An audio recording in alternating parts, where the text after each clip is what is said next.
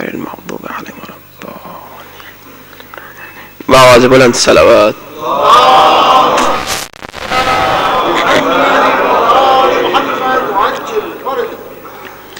أعوذ بالله من الشيطان الرجيم.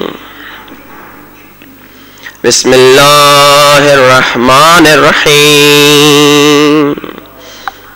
الحمد لله رب العالمين.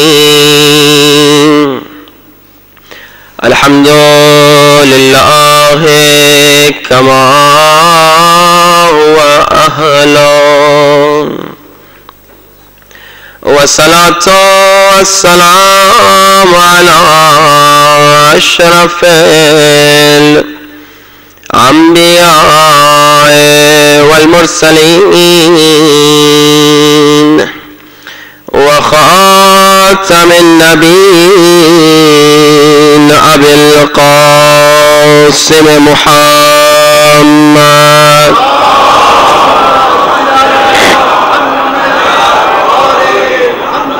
وعجل فرجه وللطيبين الطاهرين المعصومین. دعا سرکار امام زمانہ سب مل کے بلند آواز سے. الہی عظم البلاء وبرح الخفاء وانكشف الغطاء وانقطع الرجاء وضاقت الأرض ومنعت السماء وأنت المستعان وإليك المشتكى وعليك المعول في الشدة والرخاء. اللهم صل على محمد وآل محمد أولي الأمر الذين فرضت علينا طاعتهم وعرفتنا بذلك منزلتهم، ففرج عنا بحقهم فرجا عاجلا قريبا كلمح البصر أو أقرب. بلند آواز. يا محمد يا علي يا علي يا محمد يا علي يا علي اكفياني فإنكما كافيان وانصراني فإنكما ناصران. يا مولانا يا صاحب الزمان الغوث الغوث أدركني أدركني الساعة الساعة العجال العجال العجال. يا أرحم الراحمين بحق محمد وآله الطاهرين. صلوات.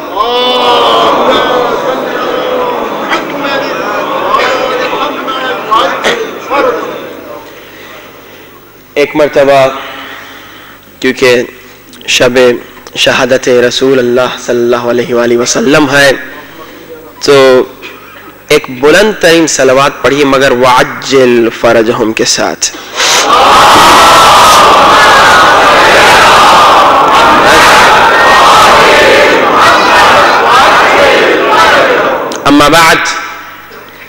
محمد قال اللہ تبارک و تعالی فی کتابہ المجید یوم لا ينفع مال ولا بنون الا من اتى الله بقلب سلیم. بآواز بلند صلوات.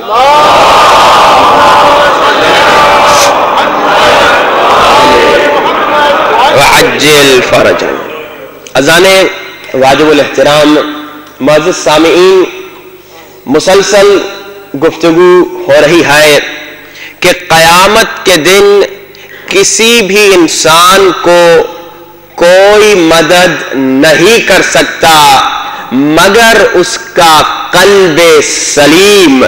اور مسلسل سن رہے ہیں کہ قلب بھی پاک نہیں ہو سکتا مگر اگر اس میں محبت علی نہ آ جائے. تو قلب پاک ہوگا تو قیامت میں کامیابی ہوگی، اور قلب پاک تب ہوگا جب محبت علی آئے گی. تو عزیزان محترم، آج آئیے سلسلے کو کچھ اور آگے لے چلتے ہیں کہ جس طرح سے بغیر محبت علی ہرگز نجات نہیں ملتی، اسی طرح سے بغیر نصرت علی بھی نہ دنیا میں نجات ملتی ہے نہ آخرت میں نجات ملتی ہے. اور یہ میں نہیں کہہ رہا بلکہ تاریخ اٹھا کے دیکھ لیجئے، تاریخ گواہی دے گی، تاریخ گواہی دے گی کہ بغیر نصرت علی کوئی بھی کامیاب نہیں ہوگا، کوئی بھی کامیاب نہیں ہوگا. آپ اٹھا کے دیکھ لیجئے جنگ خیبر کو، کہ ایک دو دن کی بات نہیں تھی. خیبر میں 39 دن گزر گئے، سارے مسلمان لڑ رہے ہیں تاکہ خیبر فتح ہو جائے، مگر جب تک علی نہیں آئے خیبر فتح نہ ہو سکا. سارے مسلمان یار سب کوشش کر رہے ہیں مگر خیبر فتح نہ ہو سکا. اور عزیزان محترم، خیبر میں اگر آپ ذرا سا غور کریں، بچپن سے سنتے آتے ہیں، خیبر میں اللہ کے رسول نے ایک عجیب و غریب حکم دیا. اللہ کے رسول نے خیبر میں کہا، اے اسلام کے سپاہیوں، تم جنگ میں اکیلے نہ آنا، تم جنگ میں اپنے ساتھ اپنی بیویوں کو بھی لے کر آنا. بھائی رسول سے پوچھ لیں، یا رسول اللہ، آج تک آپ نے کسی بھی جنگ میں یہ حکم نہیں دیا کہ اپنی بیویوں کو بھی ساتھ لے کر آؤ. اگر رسول سے پوچھا جائے کہ یہاں پر کیوں حکم دیا تو رسول جواب یہ دیں گے کہ بھائی جتنے بھی بیچارے میدان جنگ سے بھاگتے تھے، گھر جا کے نہ جانے اپنی بیگمات کو کیا کیا کہتے تھے کہ بھائی ساری جنگ تو ہم نے لڑی، بھائی خیبر میں مدد ہم نے کی، خندق میں مدد ہم نے کی، احد میں ٹوٹی ہوئی تلوار سے ہم نے دفاع کیا، مگر لاپتہ کی سند علی نے لے لی. اب یہ باتیں جو بھی کہتے، بیچاری بیویاں جو کہیں پر بھی نہیں آتی تھی انہیں کیا خبر، وہ ہاں ہاں کہہ دیتی تھی، جی جی کہہ دیتی تھی. بس اب اللہ کے رسول نے کہا اپنی بیگمات کو بھی خیبر میں لے کر آؤ، کہ جب لیفٹ جاؤ گے رائٹ جاؤ گے تو پھر تمہاری بیگمات دیکھ لے کتنا بہادر ہے ہمارا میاں. کہ جناب اتنے بہادر تھے کہ تلوار لے کے جاتے تھے، وہاں سے تیر آنے کی ضرورت ہی نہیں تھی، مرحب سر نکال کے کہتا تھا آؤں، تلوار پھینک کے کہتے تھے ہم خود چلے جائیں گے، زحمت نہیں کرو. صلوات پڑھیے آواز بلند.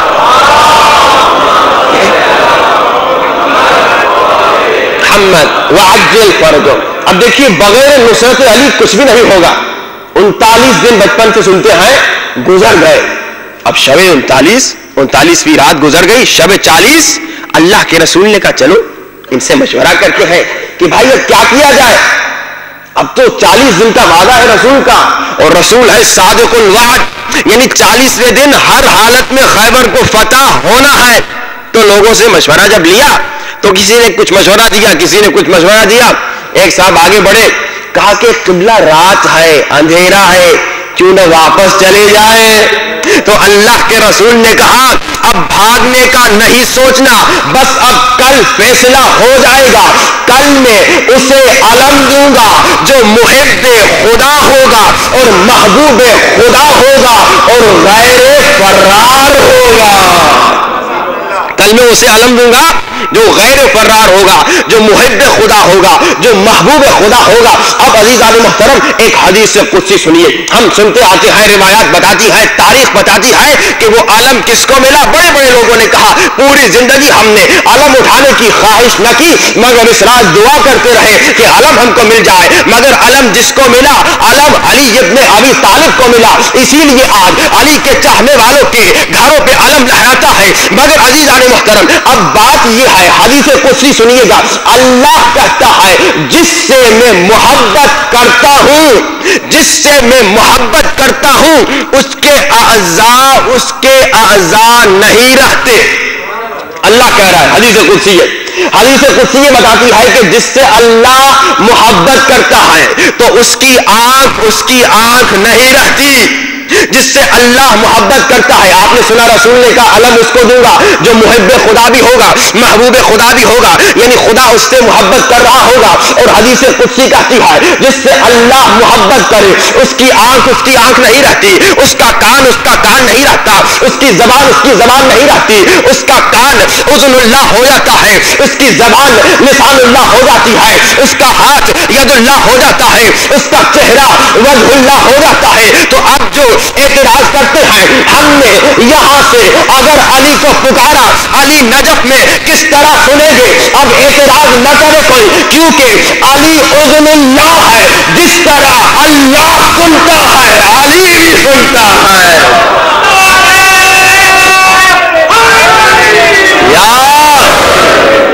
علی ہے محبوب خدا، علی ہے محب خدا، تو جیسے ہر جگہ سے اللہ سنے گا ویسے ہر جگہ سے علی بھی سنے گا۔ اچھا اب کہہ دیا یہ تو شرک ہے، تم نے کیسے کہہ دیا علی ید اللہ؟ اللہ کا تو ہاتھ نہیں نا، تم نے کیسے کہہ دیا علی عین اللہ؟ قرآن کہتا ہے کہ اللہ کو دیکھنے کے لیے آنکھ کی ضرورت نہیں، یہ ہمارا عقیدہ ہے، قرآن کہہ رہا ہے۔ اللہ کو سننے کے لیے کان کی ضرورت نہیں، اللہ کو بولنے کے لیے زبان کی ضرورت نہیں، تو تم نے کیسے کہہ دیا علی ید اللہ، علی لسان اللہ، علی عین اللہ؟ اچھا یہ ہم نہیں کہتے، پہلے بھی کہہ چکا ہوں، بہت سارے کہتے ہیں، خود رسول کہتے ہیں، مگر اب ذرا سنیے کہ ہم کیوں کہتے ہیں علی ید اللہ ہے، ہم کیوں کہتے ہیں علی عین اللہ ہے، ہم کیوں کہتے ہیں علی لسان اللہ ہے؟ اب ذرا غور سے سنیے گا، دیکھیے میرا ہاتھ کیوں کہلاتا ہے؟ یہ میرا ہاتھ ہے، یہ میرا ہاتھ کیوں کہلاتا ہے؟ اگر ابھی میں نے ارادہ کیا کہ پانی کا گلاس اٹھاؤں تو میرا ہاتھ وہ ہے جو میرے ارادے کو سمجھتا بھی ہے، اس پہ عمل بھی کرتا ہے۔ سمجھ رہے ہاتھ کی معنی؟ میرا ہاتھ ہے نا، میں نے ارادہ کیا یہ گلاس اٹھاؤں، اس نے میرا ارادہ سمجھا بھی، اس پر عمل بھی کیا۔ اچھا جناب اب میں ارادہ کر رہا ہوں، وہ آخر میں عباس بھائی بیٹھے ہوئے وہ پانی لے کر آئیں، کہانی ارادہ کر رہا ہوں، بھائی پوری مجلس ختم ہو جائے گی، کیا پانی لے کر آئیں گے؟ نہیں لے کر آئیں گے، کیونکہ وہ میرا ہاتھ نہیں ہے، وہ میرا ارادہ نہیں سمجھیں گے، وہ میری آنکھ نہیں ہے، وہ میرا ارادہ نہیں سمجھیں گے، وہ میرا کان نہیں ہے، وہ میرا ارادہ نہیں سمجھیں گے۔ تو ہاتھ میرا ارادہ سمجھے گا اور اس پر عمل کرے گا، آنکھ میرا ارادہ سمجھے گی، اس پر عمل کرے گی، کان میرا ارادہ سمجھیں گے، اس پر عمل کریں گے۔ تو جب ہم کہتے ہیں علی ید اللہ ہے تو مولا علی خود فرماتے ہیں اے انسانوں، جس طرح سے تمہارے اعضاء تمہارا ارادہ سمجھتے ہیں، اسی طرح میں علی بھی اللہ کا ارادہ سمجھتا ہوں۔ جیسے تمہارے ارادے، تمہارے اعضاء، تمہارے organs تمہارے ارادے کو سمجھتے ہیں، ویسے علی کے اعضاء بھی اللہ کے ارادے کو سمجھتے ہیں۔ صلوات پڑھیے با آواز سے بولیں۔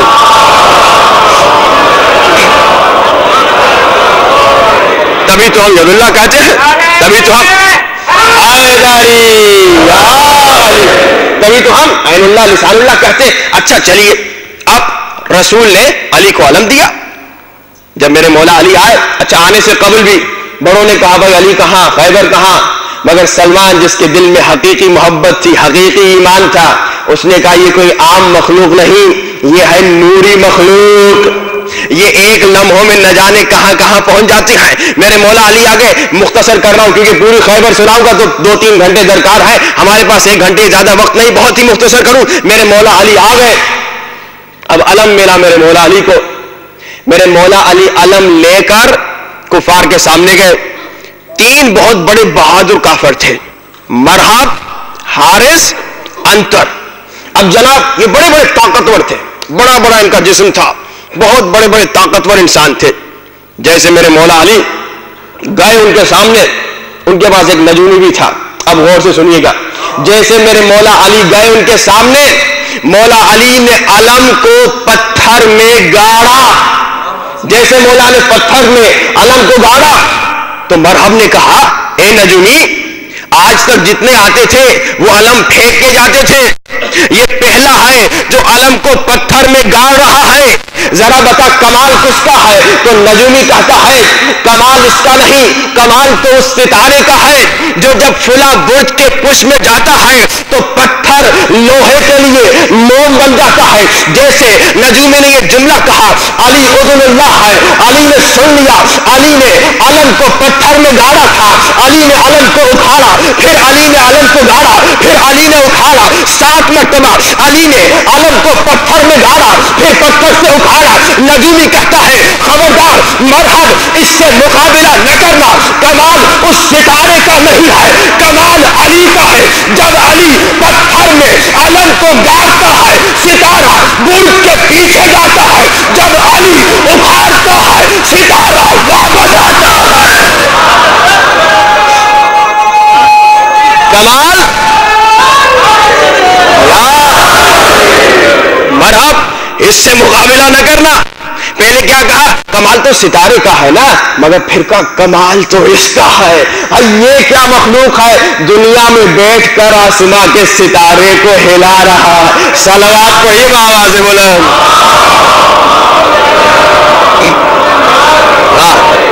اچھا جناب, اب مرحب تھا کافر, مگر جب نجومی نے کہا اس سے نہ لڑنا, مرحب نے کہا اے نجومی, یہ غیرت کا معاملہ ہے, میں کوئی بھگوڑا نہیں, میں مروں گا ضرور مگر لڑوں گا. تو میں کہوں گا اے بھگوڑو, ذرا کم از کم مرحب سے غیرت سیکھ لے, جو برداشت کر رہا ہے کہ مروں گا, یقین ہے کہ مروں گا, مگر پھر بھی کہہ رہا ہے نہیں بھاگوں گا. اور مرحب بھی کوئی عام انسان نہ تھا ظالم محترم, جس کو مولا نے 2 ٹکڑے کر دیے. بعض روایت کہتے ہیں سر اس کا ادا کر لیا, بعض روایت 2 ٹکڑے. یہ کوئی عام انسان, بہت بڑا انسان تھا, اتنا بڑا انسان کہ روایات بتاتی ہیں ایک یہودی جو خیبر میں نہیں تھا, جنگ خیبر کے بعد مدینے میں آیا اور مولا علی کو تلاش کر رہا تھا. کیوں؟ کہا کہاں ہے وہ علی جس نے مرحب کے 2 ٹکڑے کیے. کیوں؟ کیونکہ یہ جانتا تھا مرحب کیا بڑا انسان تھا. تو یہ دیکھنا یہ چاہتا تھا جس نے مرحب کو قتل کیا وہ خود کتنا بڑا ہوگا جسم کے لحاظ سے. اب جناب جب تلاش کرتے کرتے میرے مولا حسن کے پاس آیا تو مولا حسن کو کہا کہاں ہے وہ علی جس نے مرحب کے 2 ٹکڑے کیے. تو مولا علی کی طرف مولا حسن نے اشارہ کیا, کہا دیکھو وہ جو جو کی روٹی کھا رہا ہے وہی ہے علی. تو یہ حیران ہو کر کہتا ہے اے علی, تو نے مرحب کو کیسے 2 ٹکڑے میں قتل کیا؟ تو مولا علی کہتے ہیں یہ ہاتھ کوئی عام ہاتھ نہیں, یہ ید اللہ ہے, کوئی عام ہاتھ نہیں, یہ ید اللہ ہے. اچھا جناب مرحب قتل ہو گیا. اب آپ سنتے ہیں کیا ہوا. مولا علی نے دروازہ خیبر کا اکھاڑا. جس دروازے کو چلانے کے لیے, کھولنے کے لیے, دھکا دینے کے لیے 40 آدمی درکار تھے, اور میرے مولا علی نے نہ صرف اسے دھکا دیا بلکہ اکھاڑ کے اپنے ہاتھوں پر اٹھا لیا. علی کا مقام ہے. سنتے ہیں فضائل علی تاکہ محبت علی بڑھے. مولا علی نے خیبر کے دروازے کو اکھاڑ کے اپنے ایک ہاتھ پہ اٹھایا, اور نہ صرف یہ, انہوں نے خندق بنائی ہوئی تھی, مولا خندق میں چلے گئے اور یہ ہاتھ پر دروازہ اور اس ہاتھ پر پورے لشکر اسلام کو چلنے کا حکم دیا کہ جاؤ دشمنوں کی طرف. اب جب مسلمانوں نے یہ معجزہ علی ابن ابی طالب دیکھا کہ وہ دروازہ جس کو دھکا دینے کے لیے 40 آدمیوں کی ضرورت تھی, علی نے اسے اپنے ہاتھ میں اٹھایا ہے, تو میرے رسول کے پاس آئے, کہا مولا مصطفیٰ آج تو علی نے کمال کر دیا, آج تو علی نے بہت بڑا معجزہ دکھا دیا. علی نے ہاتھوں میں دروازہ اٹھایا ہے اور اس پورے دروازے پہ پورا لشکر اسلام چل رہا ہے. علی کا بڑا کمال ہے, بڑا کمال ہے. یہ رسول کو جیسے کہتے ہیں اللہ کے رسول اپنے مومن صحابیوں کو کہتے ہیں ابھی تو تم نے علی کے ہاتھ دیکھے ہیں, ذرا جا کر علی کے قدموں کو دیکھ. اور جب جا کر علی کے قدموں کو دیکھا علی کے قدم بھی زمین پر نہیں تھے, علی کے قدم بھی ہوا میں تھے. اور آج کا جو زمانہ ہے, سائنس کا زمانہ ہے, وہ یہ بتاتا ہے کہ زمین میں گریوٹی ہے, زمین میں کشش ثقل ہے, زمین ہر شے کو اپنی طرف کھینچتی ہے. اور تاریخ بتاتی ہے مولا علی کا پاؤں زمین پر نہیں تھا, گویا مولا علی نے ہوا میں کھڑے ہو کر یہ بتایا اگر تراب میں کشش ثقل ہے تو میں علی ابو تراب ہوں.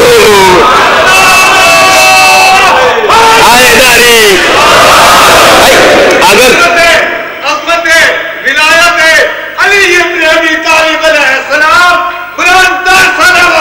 اللہم صلی علی محمد. بھائی یہ قانون ہے کہ زمین کھینچتی ہے مگر علی ہوا میں کھڑے ہو کے بہ رہے ہیں کہ اگر تراب کھینچتی ہے تو میں ابو تراب ہوں. مختصر کر لوں, یہ سارا جو واقعہ نظر میں آیا یہ واقعہ بتا یہ رہا ہے کہ بغیر نصرت علی نہ دنیا ملے گی نہ آخرت ملے گا. میرے رسول بھی مسکرا کے یہی تو کہہ رہے تھے. رسول نے جب دیکھا یہ سارے مسلمان خیبر کے دروازے سے پیدل گزر رہے ہیں اور خیبر کا دروازہ علی کے ہاتھوں میں ہے, رسول نے مسکرانا شروع کیا. کسی نے کہا یا رسول اللہ آپ کیوں مسکرا رہے ہیں, آپ کس کے لیے مسکرا رہے ہیں, آپ کس بات پہ مسکرا رہے ہیں؟ رسول نے مسکرا کر کہا میں مسکرا اس لیے رہا ہوں کہ جب یہ مسلمان علی کے بغیر یہ خیبر کا خندق پار نہیں کر سکتے تو بغیر علی پل صراط کو کیسے پار کریں گے. صلوات پڑھیے بآواز بلند. محمد وآلہ وعجل فرج. عزیزان محترم, یہ پورا خیبر کا واقعہ آج میں نے اس لیے اشارہ کیا, بہت ہی مختصر آپ کی خدمت میں عرض کیا.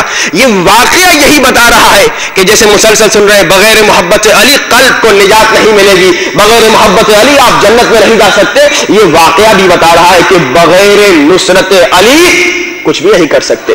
کیونکہ دیکھیے اللہ کے رسول تو جانتے تھے علی فاتح خیبر ہے, رسول جانتے تھے, کسی کو بتانے کی ضرورت ہو یا نہ ہو. رسول پہلے دن سے بہت ہی قبل سے جانتے تھے کہ فاتح خیبر کون ہے, علی ہے. تو رسول سے سوال کر لینا یا رسول اللہ اگر آپ کو علم تھا, اگر آپ جانتے تھے کہ فاتح خیبر علی ہے تو پہلے دن بلوا دیتے.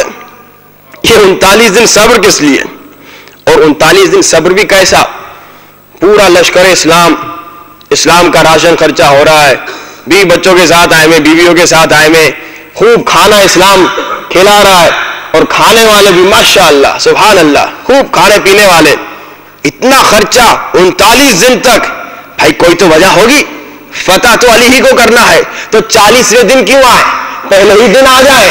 یہ 39 دن انتظار کر کے اس زمانے سے لے کر قیامت تک کے ہر انسان کو رسول نے ایک پیغام دے دیا, دیکھو یاد رکھو جب تک علی نہیں ہوں گے تو کچھ بھی نہیں ہوگا.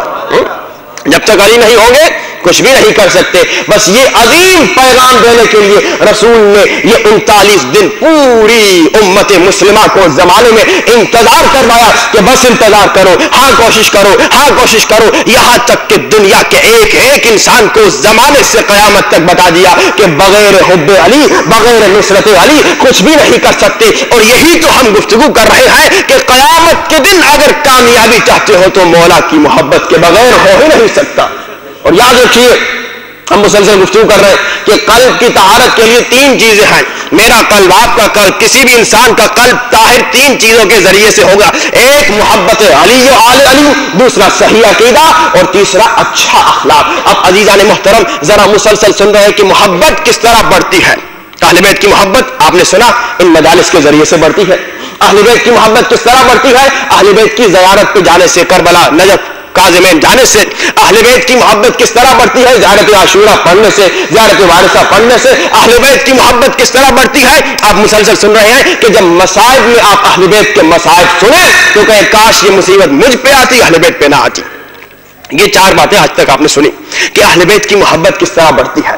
اب ذرا یہ بھی دیکھیں کہ اہل بیت کے محب کو ہونا کیسے چاہیے, اہل بیت کے عاشق کو کیسا ہونا چاہیے. میرا دعویٰ ہے نا میں اہل بیت کا عاشق ہوں, آپ کا دعویٰ ہے نا, ہر انسان کا دعویٰ ہے کہ ہم اہل بیت کے محب ہیں. اب کیسا ہونا چاہیے محب؟ تو اب سنیے, روایات بتاتی ہیں کہ پرانے زمانوں میں اہل بیت کے محبوں کو پکڑنے کے لیے ان دشمنوں کے پاس کچھ نشانیاں تھیں. کیا نشانیاں تھیں؟ حضرت مسلم نے عقیل کو کیسے پکڑا انہوں نے؟ بھائی حضرت مسلم نے عقیل شروع میں ابتدا میں تو مسجد میں نہیں آتے تھے نا, جب کوفے پہنچے تو کیسے پکڑا انہوں نے؟ ظالم نے کہا جاسوس جاؤ تلاش کرو مسلم کس گھر میں ہے, کہاں پر ہے. کہا کیسے تلاش کرے؟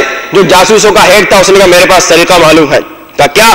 کہا مسجد میں جا کر دیکھوں گا کہ مسلم کا فالوور, مسلم کا محب, حسین کا محب کون ہے. کہا تمہیں کیسے پتا چلے گا؟ کیا ماتھے میں لکھا ہوا ہے, کیا پیشانی پہ لکھا ہوا ہے یہ محب مسلم ہے, محب حسین ہے؟ کہا نہیں, پیشانی پہ نہیں لکھا ہوا, میں جا کر دیکھوں گا مسجد میں سے جو سب سے آخر میں نکلے گا وہی محب مسلم ہوگا. یعنی دشمن نے یہ پیمانہ مقرر کر دیا اس زمانے میں کہ محب حسین, محب علی وہی ہوگا جو سب سے زیادہ عبادت گزار ہوگا, سب سے زیادہ نمازی ہوگا. اور آج ہمارا حال کیا ہے؟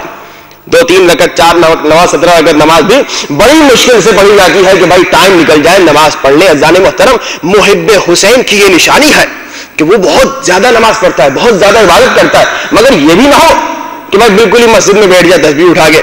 کہ آپ کو کئی وقت علماء سناتے ہوں گے یہ واقعہ کہ مولا علی نے دیکھا, مختلف اماموں سے یہ واقعہ ہے کہ جناب دیکھا کہ بھائی کچھ لوگ مسجد میں بیٹھے اور نماز نماز عبادت عبادت. مولا نے پوچھا جناب کیا کر رہے ہو یہاں؟ کہا عبادت کر رہے ہیں. مولا نے کہا اچھا تم کام بھی کرتے ہو کہ نہیں؟ کہا نہیں کام نہیں کرتے, یہی ہمارا کام ہے. مولا نے کہا اچھا تمہارا کھانا پینا, بچوں کو کھانا پینا کون دیتا ہے؟ کہا کہ یہ لوگ لاتے ہیں. لوگوں نے کہا ہم لاتے ہیں, تو بڑے عابد ہیں, بڑے نیک آدمی ہیں, بڑے اچھے انسان ہیں, ہم ان کے لیے کھانا لاتے ہیں. تو مولا نے کہا تعزیہ نہ لاؤ, ان کو مسجد سے نکالو. مولا کہہ رہے کیوں؟ کیونکہ تمہیں اپنے لیے کام کرنا ہے. یہ جو آپ لوگ یہاں پر آئے رزق روزی کما رہے, یہ عبادت ہے. اپنے بچوں کے لیے کام کر کے تمہیں رزق روزی کمانا ہے. اور اللہ کا کرم یہ ہے کہ کام کرتا ہے تاکہ اپنا پیٹ بھرے, بچوں کا پیٹ بھرے. پھر بھی اللہ تمہارے کام کو جب تک حلال ہے عبادت لکھتا ہے. اللہ بڑا کریم ہے, بہت چھوٹی چھوٹی باتوں میں عبادت دیتا ہے. کہ آپ بچوں کے لیے کچھ کھا پی رہے ہیں, بچوں کے لیے جمع کر رہے ہیں, تو اللہ عبادت لکھ رہا ہے. اسی طرح اپنے بچوں کو مدد بھی کی جائے, اپنی بیوی کو مرد مدد کرے. یہ اہل بیت بتلا رہے ہیں کہ دیکھو جب گھر میں کام کرتی ہے, تمہاری بیوی اگر کبھی بیمار ہے, اگر مشکل میں ہے, تو تم اس کو مدد کرو. مگر کئی لوگ ہم نے دیکھے وہ کہتے ہیں بھائی یہ تو سب سے بڑی ذلت ہے کہ میں جا کے بیوی کی مدد کروں. لوگ ہمارے معاشرے میں معاشرہ کچھ ایسا بن چکا ہے کہ جناب وہ سمجھتے ہیں کہ ہم نے جو شادی کی ہے بیوی نوکرانی ہے, کپڑے دھونے کے لیے, برتن دھونے کے لیے, گھر صاف کرنے کے لیے, ہمارے ہر چیز کو تیار کرنے کے لیے. نہیں نہیں عزیزان محترم, آج میں حقوق زنان اور حقوق مردان یعنی جینٹس اور لیڈیز کے حقوق اور رائٹس پہ گفتگو نہیں کر رہا, وہ میرا موضوع ہے ہی نہیں ان دنوں میں. مگر اگر میں شروع کر دوں تو ہر مرد پریشان ہو جائے گا کہ یہ مولوی آیا کہاں سے, کیونکہ گھر میں ٹینشن ہو جائے گا. پھر بیگمات کہیں گے یہ تو میرا حق نہیں ہے, یہ تو میرا رائٹ نہیں ہے, یہ میں کیا کیا کر رہی ہوں, وہ میں نہیں سنا رہا. لیکن ہاں دونوں کا حق ہے, مرد کا بھی حق ہے, عورت کا بھی حق ہے.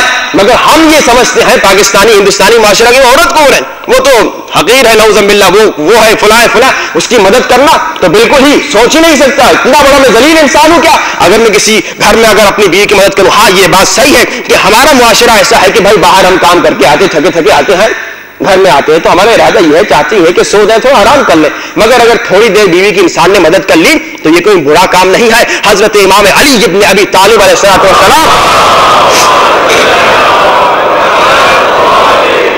وعجل فرجہ, میرے مولا علی ایک دن بی فاطمہ زہرا سلام اللہ علیہ صلوات پڑھے گا محمد و آل محمد, گھر کا کام کر رہی تھی تو مولا علی دال صاف کر رہے تھے. لوگ کہیں گے مولا علی دال صاف کر رہے ہیں, فاتح خیبر اتنا بڑا آدمی, مولا علی کوئی فارغ انسان نہیں تھے, بہت بزی انسان تھے, مگر گھر میں بیوی فاطمہ الزہرا سلام اللہ علیہ کو دال صاف کرنے مدد کر رہے ہیں. تو رسول خدا آئے, رسول خدا نے کہا یا علی کیا بڑا کام کر رہے ہیں. اچھا ہمارا معاشرہ یہ ہے کہ اگر کوئی انسان بیوی کی مدد بھی کر لے تو کہتے کمبخت دیکھو زنجلیل انسان ہے, بیوی کی مدد کر رہا ہے, بے شرم انسان ہے, بے غیرت انسان ہے. نہیں, اب سنیے مولا علی کی سیرت پہ عمل کیجئے. مولا علی مدد کر رہے ہیں حضرت فاطمہ الزہرا اپنی بیوی کی. رسول نے اب ثواب سنایا، جو آج تک نہیں کرتے یا سمجھتے ہیں یہ ذلت ہے، ثواب سنیں۔ اب رسول ثواب سناتے ہیں۔ رسول کہتے ہیں اے علی سنو، بیوی کو گھر میں مدد کرنے کا ثواب کیا ہے؟ 1 گھنٹہ اگر کسی مرد نے اپنی بیوی کو گھر کے کاموں میں مدد کی تو اللہ اس کے لیے 1 سال کی مستحب عبادتوں کا ثواب لکھتا ہے۔ اب کچھ مرد ناراض ہو گئے ہوں گے، اس نے تو بڑی سپورٹ کر لی لیڈیز کی۔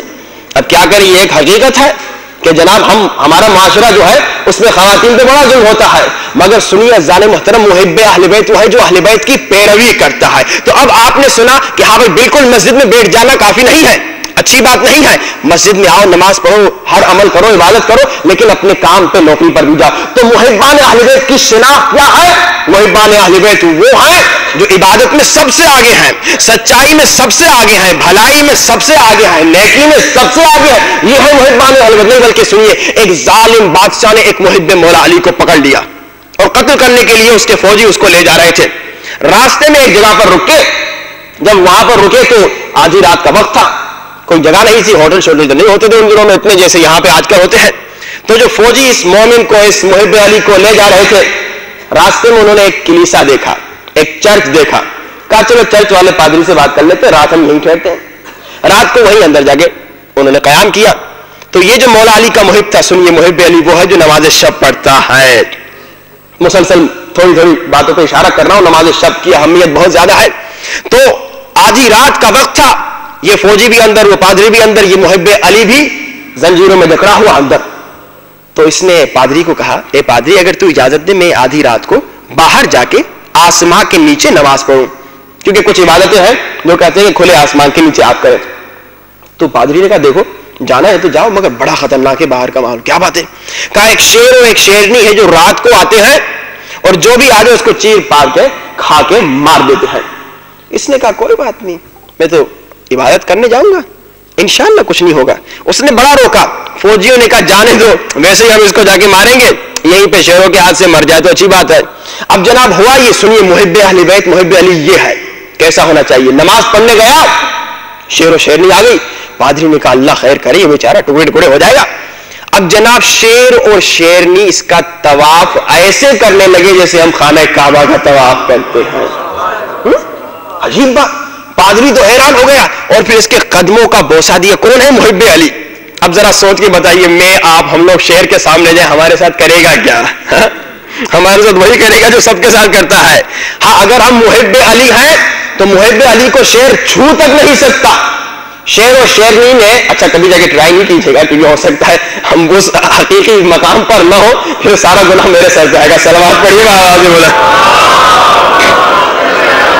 محمد، کیونکہ محب علی کا مقام میں نے کہا کہ بہت عظیم مقام ہے۔ شیعہ کی تو بات ہی نہیں کر رہا میں، محب کی بات کر رہا ہوں، شیعہ کی تو بالکل بات نہیں کر رہا۔ محب علی کا یہ مقام ہے، کیونکہ ایک زبان سے محبت کا اظہار کرتا ہے، قلب سے، ایک عمل سے گفتگو ہو چکی ہے۔ تو عزیزان محترم، حقیقی محب علی یہ ہوتا ہے کہ شیر اور شیرنی قدم بوسی کر رہے ہیں اور قدم بوسی کر کے چلے گئے۔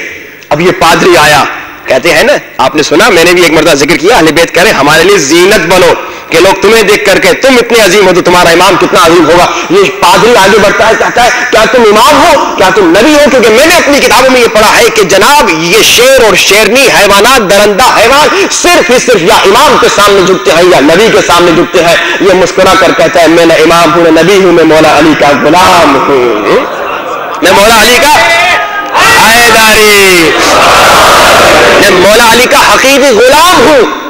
اللہ اکبر، بس اگر مولا کے حقیقی غلام بن جائے تو یہ ہے حقیقی غلام کا مقام۔ کہ ایک واقعہ ملتا ہے حضرت امام جعفر صادق علیہ السلام،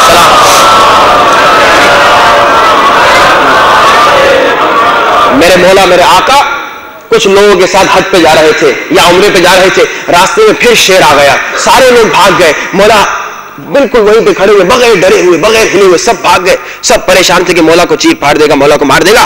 مولا کھڑے ہوئے، اس نے مولا قدم بوسی کی، طواف کیا اور چلا گیا۔ اب مولا کا جملہ یاد رکھیے، سنیے، مولا کہتے ہیں یہ کوئی بڑا کام نہیں کہ شیر ہمارے سامنے جھک گیا، یہ تو ہمارے غلاموں کا مقام ہے، ہمارا غلام بھی وہ ہے کہ شیر اس کو چھو نہیں سکتا۔ اور مولا اس وقت یہ میسج دیتے، کہتے ہیں اے مومنو جو حج پہ جا رہے ہو اور ڈر کے بھاگ گئے تھے، غور سے سنو، اگر تم چاہتے ہو، اب محب علی کون ہے اب سنیے، اگر تم چاہتے ہو کہ حیوانات بھی تمہارا احترام کریں تو بس ایک چھوٹا سا کام کر لو، اپنے نفس پر پاؤں رکھ دو، نفس و شیطان کی بات نہ سنو، خدا رسول و امام کی بات پہ عمل کرو۔ بس یہ اہل بیت نے محبت میں کچھ بڑی چیز نہیں چاہی ہم سے، گرچہ اللہ نے مودت چاہیے، مگر مودت میں انشاءاللہ کل یا پرسوں گفتگو ہوگی کہ محبت اور مودت میں فرق کیا ہے، مگر محبت میں کیا چاہا اہل بیت نے ہم سے کہ بس ہر حرام کو چھوڑ دو، ہر برائی کو چھوڑ دو جس میں فائدہ بھی ہمارا، دھوکہ بازی چھوڑ دو، جھوٹ چھوڑ دو، غیبت چھوڑ دو، بدماشیاں چھوڑ دو، اور ہر اچھا عمل کرتے رہو، فائدہ ہمارا ہی ہوگا۔ تو محبت اہل بیت آئے گی تو ہم دنیا میں بھی کامیاب، آخرت میں بھی آپ نے سنا قلب سلیم ہوگا۔ اب دوسرا جو موضوع ہم گفتگو کر رہے ہیں کہ تین باتیں ہیں، تین چیزیں ہیں جو ہمارے نجات کا سبب بنیں گی، ایک محبت اہل بیت، ایک صحیح عقیدہ، کہ جناب جو بھی آپ کا میرا ہمارا عقیدہ ہے اس پر ہمارے پاس دلیل ہونی چاہیے، ایسے نہ ہو کہ بھائی ہاں بھائی یہ میں کر رہا ہوں کرتا ہوں، میرے باپ نے کیا ہم نے کیا، نہیں، دلیل کیا ہے میرے بھائی، دلیل کیا ہے میری بہن، ہر عقیدے کی دلیل ہونی چاہیے۔ اور ہم گفتگو کر رہے ہیں کہ بھائی ہمارا عقیدہ تھا کہ اللہ ہے، ہمارا عقیدہ ہے کہ اللہ ہے، تو اللہ کے وجود پر 5 دن ہم نے دلیل دی۔ کل ہم نے یہ گفتگو شروع کی کہ ہمارا عقیدہ ہے کہ نبی ہے، اب نبی کے وجود پر کیا دلیل ہے؟ کہ کل آپ نے سنا اعتراض ہوا کہ ہمارے پاس تو عقل ہے، اللہ نے عقل دی ہے تو اب نبی کی کیا ضرورت؟ تو کل آپ نے سنا کہ ہاں اللہ نے عقل تو دی ہے مگر عقل کا دار و مدار ہے علم پر، اور ہمارا علم ہے ناقص، ایک فیلڈ میں بھی ہم فل اسپیشلسٹ ہو نہیں سکتے، کمپلیٹ عالم ہو نہیں سکتے، اور ہزارہ دنیا میں علم ہے، اور اگر دنیا کے عالم ہو جائے تو آخرت کا علم ہمیں نہیں، لہذا ضرورت ایسی بات کی تھی ایک ایسا علم آ جائے وہی الہی کا علم، اور ایسے رہبر کی ضرورت ہے جو سلونی کا دعویٰ کرے، کوئی ایسا نہ ہو جو خود دوسروں سے سوال پوچھتا ہوا نظر آئے۔ تو بس کل آپ نے سنا ہمارے ہر امام نے سلونی کا دعویٰ کیا، اور جو وعدہ کل دے کے گیا تھا وہ آج پورا کرنا ہے۔ کہ جناب ایک صاحب نے آ کر کہا یا علی، کسی اور سے کہا کہ جناب میں بغیر وضو کے نماز پڑھتا ہوں، بغیر دیکھے گواہی دیتا ہوں، فتنے سے محبت کرتا ہوں، میرے پاس وہ ہے جو اللہ کے پاس نہیں۔ اور جناب یہ باتیں آپ نے کل سنی، اس کا جواب کیا ہے؟ اب ظاہری طور پہ بہت ہی عجیب بات لگ رہی ہے کہ بغیر ذبح کے مسلمان نہیں کھا سکتا، بغیر وضو کے نماز نہیں ہو سکتی، اسی طرح بغیر دیکھے گواہی نہیں دے سکتے۔ فتنے سے محبت کرنا تو شیطان کا کام ہے، اور اللہ کے پاس کچھ ہے اور میرے پاس کچھ نہیں، اللہ تو ہر شے کا مالک ہے، وہ کیسے کہ اللہ کے پاس ایک چیز نہیں اور میرے پاس ہے؟ جناب جس کے پاس یہ گیا وہ صاحب نے کہا کہ بھائی یہ تو کافر ہو گیا، مگر مولا علی نے کہا جو بھی اس نے کہا ہے صحیح کہا ہے۔ کیسے؟ مولا علی نے کہا جب یہ کہتا ہے بغیر وضو کے نماز پڑھتا ہوں تو نماز جنازہ میں وضو کی ضرورت ہی نہیں ہے، اور اس نے عربی میں کہا اسلی بلا وضو، عربی میں ایک صلوات کو بھی صلات کہتے ہیں، ایک نماز کو بھی کہتے ہیں، یعنی میں صلوات بیچتا ہوں محمد والے محمد پہ بغیر وضو کے، تو یہ کوئی گناہ نہیں ہے، صلوات پڑھیے بآواز بلند،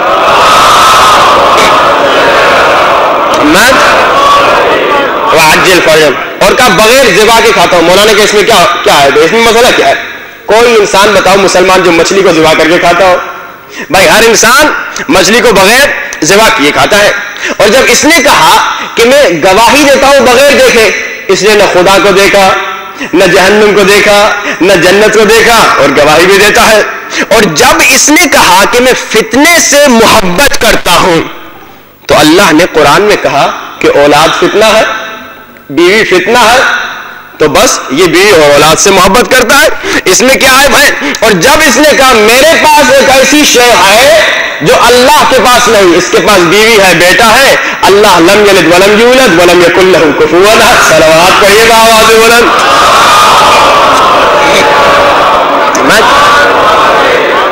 وعجل فرج، تو عزیزان محترم آپ نے سنا کہ علم ایسا ہونا چاہیے جس کا کوئی مقابلہ نہ کر سکے، یعنی امام و نبی وہ نہیں ہو سکتا جس کے پاس 2-3 سوالوں کا جواب نہ ہو، بلکہ امام وہ ہے جو سوال سے پہلے سوال بتاتا ہے۔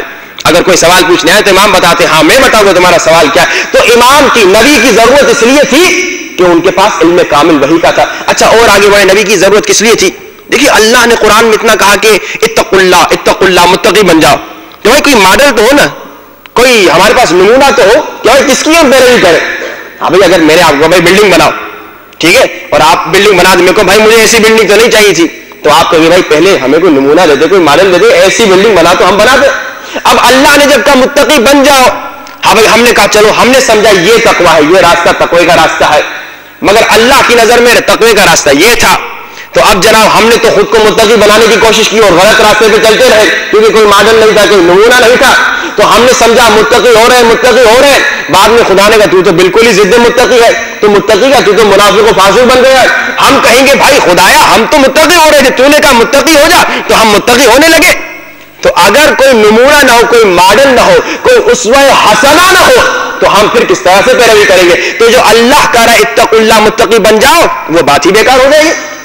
یہاں تو کہہ تو رہا ہے خدایا, مگر تو کوئی ہمارے لیے نمونہ, کوئی اسوہ حسنہ نہیں بنا رہا. تو یہ انبیاء جو ہے وہ نمونہ ہیں, جو ہمیں بتائیں گے کہ کس طرح زندگی کرے. اور مولا علی نے بہت اچھا جواب دیا. مولا نے کہا ہاں تمہارے پاس عقل ہے, یہ بات صحیح ہے, انسان کے پاس عقل ہے, مگر اے انسان تمہاری جو عقل ہے وہ شہوتوں کے کنٹرول میں ہے. تبھی تو انسان گناہ کرتا ہے, تبھی تو زنا کرتا ہے, تبھی تو شراب پیتا ہے, تبھی تو ظلم کرتا ہے. تو انسان کی عقل تو ہے, مگر اس پر شہوات غالب ہے, اور ضرورت اس بات کی ہے ایسا انسان ہماری ہدایت کرے جس کے عقل پر کوئی شہوت کا غلبہ نہ ہو, اور وہی انبیاء ہے. لہذا اس ذریعے سے انبیاء کی ضرورت کا معلوم ہو گیا کہ انبیاء کی گرچہ ہمارے پاس عقل ہے پھر بھی ہمیں ضرورت ہے. صلوات پڑھیں بآواز بلند. وآل محمد وعجل فرج. تو عقیدہ جو ہوگا وہ مضبوط ہوگا تو قلب ہمارا سلیم ہوگا, محبت اہل بیت مضبوط والی, عقیدہ بھی مضبوط, اور تیسری بات اخلاق بھی مضبوط ہو. گرچہ میں جانتا ہوں کل چھٹی نہیں ہے, آپ لوگوں کو کل کام پہ جانا ہے, اور پھر کل مجلس بھی ہے رسول اللہ صلی اللہ علیہ وآلہ وسلم کی, اس میں بھی آنا ہے. وعجل فرج. بہت ہی مختصر ایک اور اخلاقی بیماری کی طرف اشارہ کروں. گرچہ میں پروگرام بنا گیا تھا کہ آج 3 اخلاقی بہت خطرناک بیماری پہ گفتگو کروں گا, مگر کیونکہ وقت بہت ہی قلیل ہے انشاءاللہ کوشش کروں گا کہ ایک آپ کو صحیح طرح سے اخلاقی بیماری سنا دوں. اور بہت خطرناک بیماری ہے, اتنی خطرناک بیماری ہے کہ انسان اس بیماری کی وجہ سے تباہ و برباد ہو جاتا ہے. اور آج اگر ہمارے معاشرے میں اختلاف ہے وہ اس خطرناک اخلاقی بیماری کی وجہ ہے. کیا ہے وہ اخلاقی بیماری؟ وہ ہے حب ذات. حب ذات بہت خطرناک بیماری ہے. ہم سمجھتے نہیں کہ بھائی کتنی خطرناک بیماری ہے. جیسے میں پچھلے دنوں میں بتا چکا ہوں عجب یا غیبت یا جھوٹ کتنی بری خطرناک بیماری ہے, یہ ان سب کا باپ ہے. حب ذات. حب ذات کی وجہ سے انسان شیطان بن سکتا ہے. اچھا حب ذات کیا ہے؟ آپ اب میں اگر حب ذات کرتا رہوں تو آخر میں شاید کوئی صاحب کہہ دے کہ یہ پتہ نہیں کیا کہہ رہا ہے, کیونکہ کبھی کبھار بعض الفاظ جو ہیں وہ کسی مثلا فارسی کے ہم یوز کرتے ہیں یا عربی کے یوز کرتے ہیں تو بعض لوگ نہیں سمجھتے, تو وہ مطلب شاید کچھ اور سمجھ لیتے ہیں. فارسی میں معاشرے کو کہتے ہیں جامعہ, عربی میں جامعہ یونیورسٹی کو کہتے ہیں. تو ایک صاحب بیچارے مجلس پڑھ رہے تھے, ایران سے تازہ پاکستان گئے تھے, تو وہ کہہ رہے تھے معاشرے میں یہ خوبیاں ہونی چاہیے معاشرے میں, تو معاشرے کا لفظ یوز نہیں کر رہے تھے, کہہ رہے تھے جامع میں یہ ہونا چاہیے, جامع میں یہ ہونا چاہیے, جامع میں یہ ہونا چاہیے. اب مجلس تو بڑی اچھی تھی لیکن ایک لفظ جامع معاشرہ. تو جناب آخر میں ایک صاحب نے پوچھا, کوئی جو نکلا مجلس سے, کہا مولانا صاحب مجلس میں کیا پڑھ رہے؟ کہتے ہیں وہ پیجامے میں یہ ہونا چاہیے, پیجامے میں یہ ہونا چاہیے. وہ جامع کہہ رہے تھے یعنی معاشرہ, وہ کیونکہ لفظ نہیں سمجھ رہا تھا تو وہ پتہ نہیں کیا کیا غلط مطلب سمجھ رہا تھا. صلوات پڑھی بآواز بلند.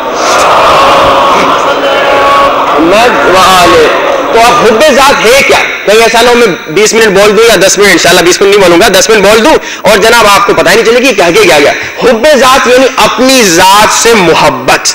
اور کیسے انسان شیطان ہو سکتا ہے؟ بھائی شیطان اگر آپ دیکھیں بڑا عابد تھا, اور جناب ایسا عابد تھا کہ کہتے ہیں اس کی 1-2 رکعت نماز 4000 سال تک کی لمبی تھی. 1-2 رکعت نماز, ہماری 2 رکعت نماز تو ایکسپریس ہوتی ہے ماشاءاللہ. شیطان یعنی اتنا بڑا عابد تھا کہ اس کی 1-2 رکعت نماز 4000 سال تک چلتی رہی, اور کتنے سال اس نے اللہ کی عبادت کی. مگر یہ اللہ کا دشمن کیوں ہو گیا؟ اللہ کی مخالفت جس نے کیوں کی؟ یہ ابلیس کیوں ہو گیا؟ یہ شیطان کیوں ہو گیا؟ یہ ملعون کیوں ہو گیا؟ کیونکہ اس کے اندر حب ذات تھی. حب ذات یعنی جب کوئی فیصلہ آپ کی ذات کے مخالفت میں آ جائے. بھائی آپ کہیں گے بھائی محمد رضا تو بڑا اچھا مولوی ہے, اور آپ کا کسی کے ساتھ جھگڑا ہو گیا اور کہا کہ محمد رضا تم فیصلہ کرو. اب میں نے دونوں کی بات سنی, میں نے کہا بھائی ایکس اچھا ہے وائی گندا ہے. تو اگر وائی کے اندر حب ذات ہوگی کہے گا میں کیوں گندا, تو خود مولوی گندا ہے, تو جھوٹا ہے, تو فلاں ہے, تو فلاں ہے. یہ حب ذات ہے. شیطان اللہ کی عبادت کرتا رہتا آج تک, اگر اللہ کا حکم اس کی ذات سے نہ ٹکراتا. اگر اللہ اسے نہ کہتا کہ آدم کو سجدہ کرو، وہ عبادت کرتا رہتا اللہ کو پوری زندگی، وہ تو اللہ کا دشمن نہیں تھا نا، وہ تو کہہ رہا تھا میرا مسئلہ آدم سے ہے، مگر اللہ کی بات نہیں مان رہا تھا، اللہ کا حکم اس کی ذات سے ٹکرا رہا تھا، تو اللہ کا دشمن ہو گیا اور کہنے لگا رب اے میرے اللہ تو نے مجھے گمراہ کیا، اللہ کو وہ برا بھلا کہنے لگا کہ تو میرے گمراہ کرنے کا سبب ہے، اللہ اکبر، اگر تو مجھے حکم نہ دیتا کہ آدم کو سجدہ کر تو میں ہرگز گمراہ نہ ہوتا۔ اب کیوں شیطان بنا؟ کیونکہ اللہ کا حکم کہ آدم کو سجدہ کرو اس کی ذات سے ٹکرایا، اس کی ذات کہہ رہی تھی میں تو بڑا ہوں، میں آگ ہوں، یہ خاک ہے، تو اس کی ذات سے جب اللہ کا حکم ٹکرایا تو وہ اللہ کا مخالف ہو گیا۔ تو اگر میرے اندر ہمارے اندر حب ذات ہے تو ہم تو نبی امام کے مخالف، اللہ کے مخالف ہو سکتے۔ روایت بتاتی ہے کہ اگر کسی کے اندر حب ذات ہو وہ انسان منافق بن سکتا ہے۔ کیسے؟ جیسے ابھی میں نے ایکس وائی کی مثال دی، دو لوگ آ گئے رسول کے پاس، کہا یا رسول اللہ جھگڑا ہو گیا فیصلہ کیجیے۔ اب رسول نے فیصلہ سنا، ایک حق میں تھا ایک ناحق تھا، تو رسول نے جب فیصلہ سنا اور فیصلہ ایک کے حق میں کیا جو حق پر تھا اور دوسرے کو کہا کہ تو ناحق ہے، تو جس کو کہا تو ناحق ہے، ویسے جو رسول کا محب تھا، رسول کا چاہنے والا تھا، میں نے کہا محبت حقیقی ہو تو بس وہی اصل کافی ہے، ویسے تو رسول کا چاہنے والا تھا مگر حقیقی محبت نہیں تھی، دل میں اس کو اپنی ذات سے رسول سے زیادہ محبت تھی۔ وہ واقعہ آپ نے سنا کہ وہ کہہ رہا تھا کہ ایک آج وہ تیر میرے کو لگتا، مگر جب تیر آیا تو وہ ہٹ گیا، امام کو اس نے تیر لگنے دیا، یعنی اپنی ذات سے زیادہ محبت تھی۔ اگر محبت ذات کی دل میں امام سے، نبی سے، اللہ سے زیادہ ہو تو ہم دشمن امام بن سکتے ہیں۔ وہ منافق بن گیا، اس نے کہا یا رسول اللہ یہ آپ نے غلط فیصلہ کیا، رسول کو وما ينطق عن الهوى کے مصداق رسول کو کہہ رہے ہیں کہ آپ نے غلط فیصلہ کیا، اور نعوذ باللہ آپ تو استغفر اللہ توبہ توبہ آپ غلط فیصلہ کرنے والے ہیں۔ تو اگر حب ذات آ جائے انسان تباہ و برباد ہو جائے گا، اور حب ذات اگر آ جائے تو ہم تو امام زمانہ کے بھی مخالف ہو سکتے ہیں۔ بڑی خطرناک بات ہے، آج ہمارے امام کا زمانہ ہے نا، ہم امام کے انتظار میں ہے نا، اگر خدا نہ خواستہ حب ذات آ جائے تو ہم امام کے مقابلے میں خدا نہ خواستہ نہ آ جائیں۔ اب ہر انسان سوچے میرے اندر یہ بیماری ہے کہ نہیں، کہیں ایسا نہ ہو کہ میں اپنے مولا کے مقابلے میں آ جاؤں۔ ایک عالم کا واقعہ آپ نے شاید کبھی کہیں نہ کہیں سنا ہوگا کہ انہوں نے عراق کا واقعہ انہوں نے مجلس میں کہہ دیا لوگوں ابھی تم تیار نہیں امام کے ظہور کے لیے تو دعا نہ مانگو امام کے ظہور کے لیے۔ تو جناب جیسے مولوی نے یہ کہا سارا مجمع جو تھا وہ اس بیچارے کو ڈنڈے جوتے مار کے مسجد سے نکال دیا، تاکہ یہ اپنی دکان بچانا چاہ رہا ہے، اسی لیے کہہ رہا ہے کہ امام کے ظہور کے لیے دعا نہ کرو۔ گرچہ مولوی کا مقصد یہ تھا کہ لوگوں کو سمجھے ابھی تم تیار نہیں ہوئے، تو جب الازل کہتے ہو تو سوچ سمجھ کے الازل کہو کہ کہیں ایسا نہ ہو کل اگر امام آگے تمہاری جو رفتار ہے تمہارا جو کردار ہے تم الٹا امام کے دشمن بنو، امام کے قاتلوں میں سے بنو۔ بہرکیف ان کا شاید بیان کرنے کا انداز کچھ ایسا تھا کہ لوگوں نے یہ سمجھا کہ یہ مولوی کہہ رہا ہے بس امام کے ظہور کے لیے دعا نہ کرو، گرچہ اس کا مقصد یہ تھا کہ تم ابھی تیار نہیں۔ لوگوں نے بیچارے کو جوتے مار کے نکال دیا۔ اب دیکھیے اگر حب ذات ہو امام زمانہ جب آئیں گے تو ہم ان کے مخالف ہو سکتے ہیں، اگر خدا نہ خواستہ حب ذات ہو، اتنی خطرناک بیماری ہے۔ کہتا ہے لوگوں نے تو جوتے مار کے نکال دیا، خادم نے مجھے بہت بدتمیزی کر کے نکالا، آدھی رات کو دستک ہوئی میرے گھر پہ، اور میں نے کہا کون ہے؟ وہی خادم تھا جس نے ذلیل کر کے نکالا تھا مجھے۔ میں نے کہا اب تو اس نے نکالا تھا جوتے مار کے، اب لگتا ہے کہ قتل شتل کرنے آیا ہے۔ کہا میں دروازہ نہیں کھولوں گا۔ کہا مولانا صاحب پلیز دروازہ کھولیے، میں آپ سے معافی مانگنے آیا ہوں۔ ارے ابھی تو جوتے مار کے نکالا، ابھی معافی مانگنے آیا؟ کہا قبلہ ہوا یہ کہ جب ہم نے آپ کو ذلیل کر کے نکالا تو کچھ اس طرح ہم نے خواب دیکھا کہ امام زمانہ کا ظہور ہو گیا۔ اللہم صلی علی محمد وآل محمد وعجل، جس امام کے انتظار میں تھے اس امام کا ظہور ہو گیا۔ اب جب میں نے یہ خواب دیکھا مولا کے قدم بوسی کی میں نے، مولا آئے تو مولا نے فوراً کہا ہے فلاں خادم مسجد کے جس گھر میں تم رہ رہے ہو یہ تمہارا گھر نہیں، یہ غصبی گھر ہے، اس کو چھوڑ دو۔ میں نے کہا مولا جان قربان، گھر تو یہ خاک ہے، چھوڑ دیا میں نے گھر۔ اچھا پھر مولا نے کہا یہ جو تمہاری بیوی ہے یہ تمہاری بیوی نہیں، اس کو طلاق دے دو، کیونکہ اس نے بچپن میں تمہاری ماں کا دودھ پیا تھا، یہ تمہاری رضائی بہن ہے، تو اس کو طلاق دے دو۔ میں نے کہا ٹھیک مولا آپ کا حکم، بیوی کو بھی چھوڑ دوں گا۔ اب مولا نے کہا تھوڑی دیر کے بعد کہہ رہا ہے میں نے خواب میں دیکھا، یہ خادم کہتا ہے اس عالم کو بتاتا ہے، میں نے خواب میں دیکھا تھوڑی دیر کے بعد میرا بیٹا آیا۔ مولا نے کہا یہ زناکار ہے، یہ قاتل ہے، یہ شرابی ہے، یہ بہت بدماش انسان ہے، اپنے بیٹے کو قتل کر دو۔ اب اس نے کہا جیسے امام نے کہا نا اپنے بیٹے کو قتل کر دو، تو اب یہ خواب میں کہتا ہے میں نے خواب میں امام زمانہ کو کہا آپ امام زمانہ تو دور کی بات ہے آپ تو سید بھی نہیں لگتے۔ حب ذات کی وجہ سے، کیونکہ اب حب ذات بہت بڑا موضوع ہے، میں نے آج چھیڑ لیا کیونکہ آج مجھے معلوم تھا کہ اکثر مومنین آج ہی آنے والے ہیں، تو میں نے کہا یہ بیماری اکثر ہوتی ہے۔ حب ذات پہ تقریباً 2-3 دن ٹائم ضرورت پڑے گی، لیکن آج بہت ہی مختصر کر لوں کہ اگر حب ذات ہمارے اندر ہو تو ہم امام کی مخالفت کر سکتے، کیونکہ حب ذات میں صرف اپنی ذات نہیں آتی، پہلے کہتا ہے میں، پھر کہتا ہے میرے رشتہ دار، پھر کہتا ہے میرا قبیلہ، پھر کہتا ہے میرے صوبے والے، پھر کہتا ہے میرے ملک والے، پھر اسی طرح بڑھتا جاتا ہے. یہ پنجابی، پاکستانی اور سندھی پٹھان والا جھگڑا کہاں سے شروع ہوتا ہے؟ یہیں سے تو ہوتا ہے. پہلے حب ذات کی میں، کسی نے مجھے کیوں کہہ دیا، مجلس میں ہم آ گئے، جناب کسی نے کہہ دیا محمد رضا تم نے یہ کام کیوں کیا، تو میں، ارے مجھے کسی نے کچھ کہہ دیا، اچھا پہلے مرحلے پہ مجھے کیوں کہا، دوسرے مرحلے پہ میرے بیٹے کو کیوں کہا، ارے میرے قبیلے والے کو کیوں کہا، ارے میرے ملک والے کو کیوں کہا. اسی طرح جناب وہ پاکستان ہندوستان کا بھی جھگڑا ہوتا ہے، اسی طرح جناب وہ سندھی مہاجر کا بھی جھگڑا ہوتا ہے. تو یہ جھگڑا سارا حب ذات کی وجہ سے ہوتا ہے. یہ اتنی شیطانی بیماری ہے جو ہر بیماری کی جڑ ہے. خدا نخواستہ اگر یہ بیماری میرے اندر یا ہمارے اندر یا آپ کے اندر ہو تو یہ ہم کو امام کا دشمن بنا سکتی ہے، یہ ہم کو رسول کا دشمن بنا سکتی ہے، یہ ہم کو اللہ کا دشمن بنا سکتی ہے. اب عزیزان محترم، سیدھی سیدھی بات بہت ہی مختصر کر لیا، اگر کسی کو کہہ دے تمہارے اندر حب ذات ہے، وہ مانے گا تو نہیں، کیونکہ ہر انسان کہے گا کہ میرے اندر اللہم صلی علی محمد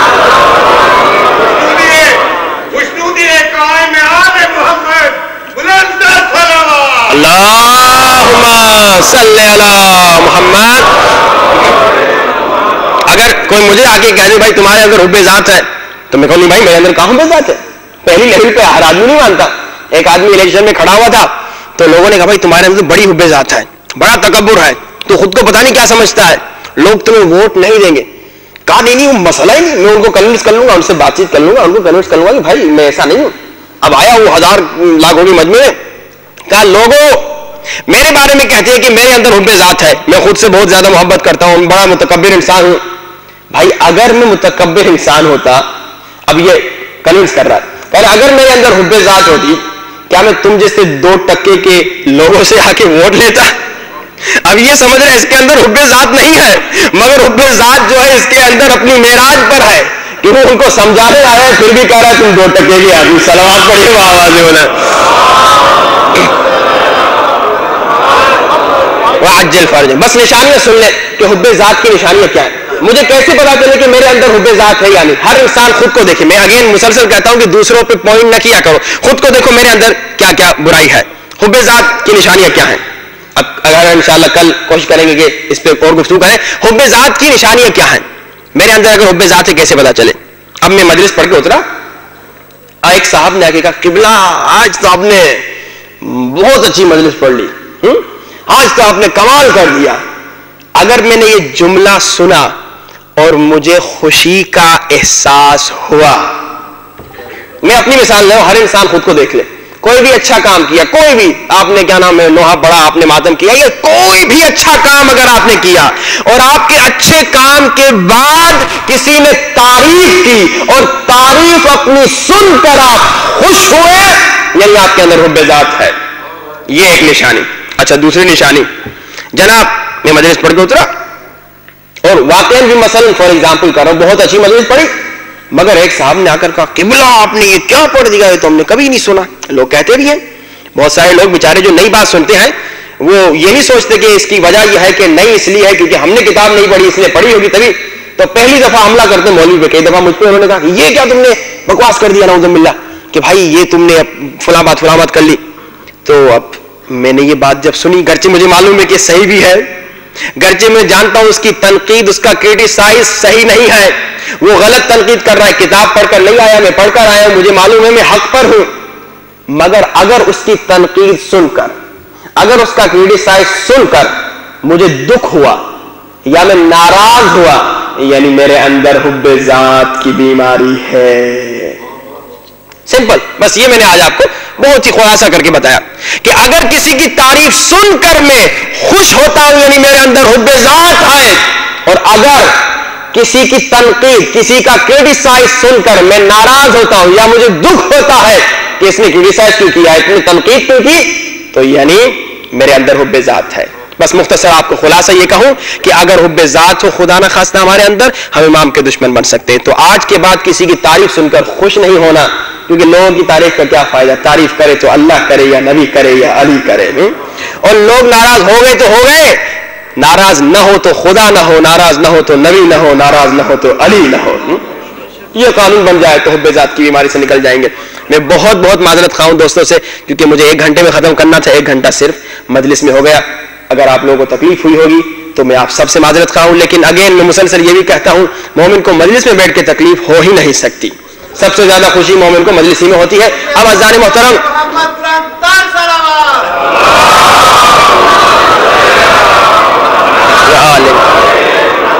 آج مجھ سے کہا گیا ہے کہ جو امام بارگاہ علی رضا علیہ السلام جو بن رہا ہے اس کے لیے چندہ پھر جمع کرنا ہے.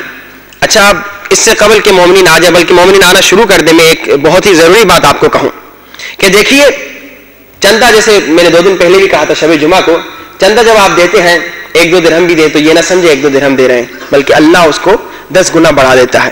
اب یہاں پر لوگ یہ کہتے ہیں کہ جناب اکثر جب ہم کسی ملک میں جاتے ہیں، کسی اور ملک میں، تو وہاں کے لوگ وہیں کے رہنے والے ہوتے ہیں اور ہمیشہ وہیں رہنے والے ہوتے ہیں، تو ان کو ہم یہ مثال دیتے ہیں کہ تم اپنا فیوچر بنا رہے ہو، اپنے بچوں کے لیے ایک اچھی جگہ، ایک درسگاہ بنا رہے ہو.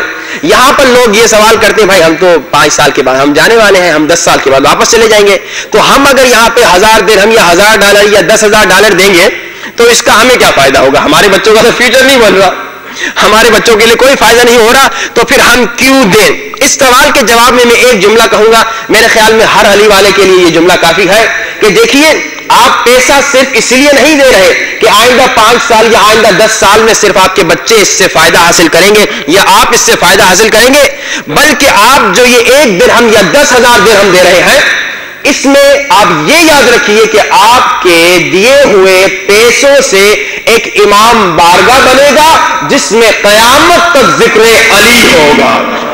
میرے خیال میں یہ ایک علی والے کے لیے کافی ہے کہ میرے پاس اگر پیسہ ہے تو میں جتنا دے سکتا ہوں دوں، بھرپور کوشش کروں. جیسے مجھے آج بتایا گیا ہے کہ اس کی بنیاد، اس کی فاؤنڈیشن بالکل بن چکی ہے اور بتا رہے ہیں کہ 10-15 دن میں شاید پہلا فلور یا 1-2 مہینے میں شاید، اس سے آگے یا پیچھے مجھے بالکل ڈیٹیل نہیں معلوم جو مجھے بتائی گئی، اگر کوئی بتانا چاہے تو آگے بتا بھی سکتا ہے کہ کس سچویشن میں ہے. تو اذان محترم انشاءاللہ اس کا فائدہ یہ ہوگا آپ ذکر علی کو آگے بڑھانے کے لیے مدد کر رہے ہیں، تو اس میں کوئی کنجوسی نہ کرے، جو جتنا دے سکتا ہے دے، مولا اس کو انشاءاللہ یقیناً 10 مرتبہ انشاءاللہ زیادہ دے گا. صلوات پڑھی بآواز بلند.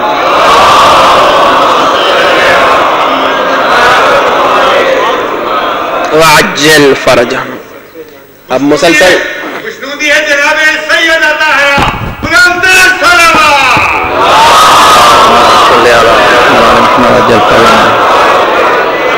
وہیں جیسا کہ ماں صاحب نے ارشاد سنایا ہے ابھی کہ اصل میں آپ اگر چاہتے ہیں کہ اس کی ڈیٹیل معلوم کریں تو ہماری جو ویب سائٹ ہے اس پر آپ معلوم کر سکتے ہیں، وہاں اپڈیٹ ہے سب کچھ انشاءاللہ. اور باہر بھی جو ہے باہر کاؤنٹر سے بھی آپ کو پتہ چل جائے گا کہ اس وقت کس پوزیشن میں، لیکن بیسمنٹ الحمدللہ کمپلیٹ ہو چکی ہے اور دعا کریں گے انشاءاللہ ہم اپنے مقرر وقت اس کو کمپلیٹ کر سکیں آپ لوگوں کے تعاون سے. پر محمد علیہ محمد صلوات.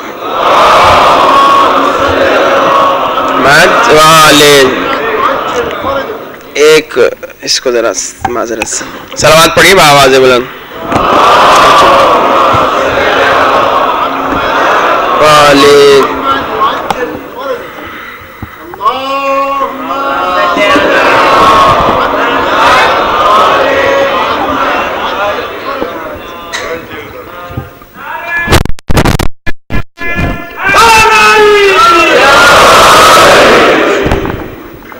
ایک اعلان کی سماعت فرمائیے. اکثر کیونکہ اس عشرے کے دوران مومنین آتے رہے، کسی نے کہا کہ مجھے یہ بیماری ہے، کسی نے کہا یہ مشکل ہے، کسی نے کہا بچے نہیں ہوتے، کوئی کہہ رہا ہے قرض دار ہوں، کوئی کہتا ہے کسی اور مشکل میں ہوں. تو ان تمام مومنین کے لیے، کیونکہ ہر انسان کسی نہ کسی مشکل میں ہوتا ہے، ان تمام مومنین کے لیے ایک بہترین ہدیہ ہے. وہ کیا ہے؟ ابھی مجلس کے بعد آپ وہ لے بھی سکتے ہیں. CD ہے ختوم کے نام سے، ہر مشکل کا حل. یعنی جو بھی مشکل دنیا میں زندگی میں ہمیں ہوتی ہے، کڈنی میں درد ہے، ہارٹ میں درد ہے، سر میں درد ہے، آنکھ میں درد ہے، کوئی بھی اگر آپ کو مشکل ہو، اہل بیت نے اس کا نسخہ بتایا ہے. تو الحمدللہ ایک بہت اچھی CD بنائی گئی ہے.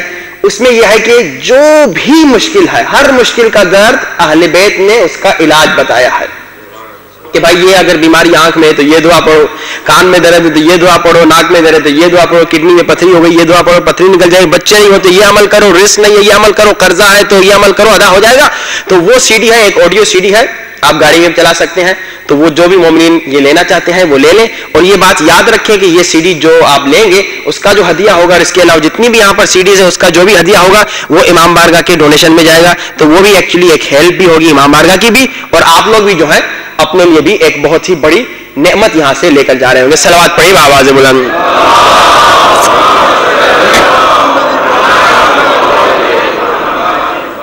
آئیے خدا کی بارگاہ میں چلیں اور دعا کریں, گریہ کریں, ماتم کریں, آنسو بہائیں. آج کی رات شب عاشورہ سے کم نہیں. اگر عاشور کے دن رسول کا نواسہ حسین شہید ہوا تھا تو آج وہ رات ہے جس رات رسول بھی شہید ہوئے تو رسول کے دوسرے نواسے حسن بھی شہید ہوئے. اگر عاشور کے دن حسن کا لال قاسم شہید ہوا تو آج وہ رات ہے جس رات میں قاسم کے بابا حسن شہید ہوئے. تو آج رات جیسے شب عاشور کو مصائب پڑھنے کی ضرورت نہیں, آج رات بھی مصائب پڑھنے کی ضرورت ہی نہیں. بس کوئی روتی ہوئی آواز سے اگر کہے یا حسن, کوئی روتی ہوئی آواز سے اگر کہے یا رسول اللہ, تو محبان رسول و محبان حسن چیخ چیخ کے رونا شروع کریں گے. آئیے آج گریہ کریں, توبہ کریں, التجا کریں میرے اللہ بحق اہل بیت, آج ہم سب کے سارے گناہ بخش دے. اور یقین جاری ہے اہل بیت معاف کرنے والے ہیں. اہل بیت کے در پہ جا کر اگر معافی مانگیں یا یہاں بیٹھ کر آپ کہیں یا حسن یا مولا مدد کیجئے, بڑا کریم گھرانہ ہے. ایک واقعہ ملتا ہے, دو بھائی تھے, ایک بہت مومن تھا, ایک بہت گنہگار تھا. جو مومن بھائی تھا وہ اکثر گنہگار بھائی کو نصیحت کرتا تھا, ہدایت کی کوشش کرتا تھا, مگر گنہگار بھائی نہیں سنتا تھا, گناہ پہ گناہ کرتا تھا, برائی پہ برائی کرتا تھا, اہل بیت کا دل تڑپاتا تھا, مخالفت خدا کرتا تھا.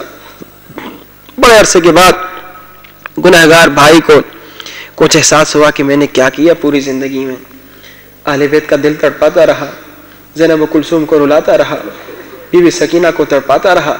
جب اسے یہ احساس ہوا, روتا ہوا آیا اپنے نیک بھائی کے پاس, کہا نیک میرے بھائی, میں اگر توبہ کرنا چاہوں کیا توبہ کر سکتا ہوں؟ اس کے بھائی نے کہا اللہ بڑا کریم ہے, اللہ بڑا غفار ہے, وہ سب کو معاف کرے گا. چلو آؤ اللہ سے معافی مانگنے کے لیے دربار مولا رضا میں چلتے ہیں. کہا ٹھیک ہے. پرانا زمانہ تھا, یہ دونوں بھائی اونٹوں کا سفر کرتے ہوئے مشہد امام رضا کی طرف چلتے ہیں. علماء بتاتے ہیں کہ راستے میں جو گنہگار بھائی تھا اس کا انتقال ہو جاتا ہے. مومن بھائی کو بڑا دکھ ہوتا ہے, کہتا ہے اے کاش میرا بھائی مشہد تک پہنچ جاتا, مولا رضا کی زیارت کرتا. مگر نیک بھائی نے ہمت نہیں ہاری. نیک بھائی اس کو مشہد تک لے گیا, غسل و کفن دیا, مشہد میں دفن کیا, مگر رات کو تڑپتا ہوا روتا ہوا سو گیا کہ کاش میرا بھائی زندہ رہتا, مشہد میں آ کر توبہ کرتا. خواب میں نیک بھائی گنہگار بھائی کو دیکھتا ہے میرا گنہگار بھائی جنت میں ہے. بڑا حیران ہوتا ہے, کہتا ہے تو تو گنہگار تھا, تو جنت میں کیسے؟ ذرا بتا تجھ پہ کیسے گزری موت, ذرا بتا قبر کی پہلی رات کیسے گزری. بھائی رو کر کہتا ہے گنہگار, کہتا ہے میرے بھائی نہ پوچھ, کتنی سخت تھی موت میرے لیے. گنہگار کے لیے موت سخت ہے. میرے بھائی جب تم مجھے غسل دے رہے تھے تم پانی ڈال رہے تھے, مگر میرے گناہوں کی وجہ سے وہ عذاب کا پانی آگ بن کے مجھے جلا رہا تھا. میرے بھائی جب تم نے مجھے تابوت میں رکھا وہ لکڑی کا تھا, مگر میرے لیے آگ کا تابوت بن گیا. میں تڑپ رہا تھا, بڑا عذاب تھا. مگر اب گنہگار بھائی کہتا ہے اے میرے بھائی, مگر جب تو مجھے مولا رضا کے حرم میں لے گیا, او میرا سارا عذاب ختم ہو گیا, سارا عذاب ختم ہو گیا. عذاب کے فرشتے باہر کھڑے ہو گئے, کہا ہم اندر نہیں آ سکتے. میں بڑا خوش ہو گیا, اب میرا عذاب ختم ہو گیا. تم نے ایک طواف کرایا, میں نے امام رضا کو دیکھا, میں نے امام کو سلام کیا, مگر میرے گناہوں کی وجہ سے امام نے مجھ سے منہ پھیر لیا.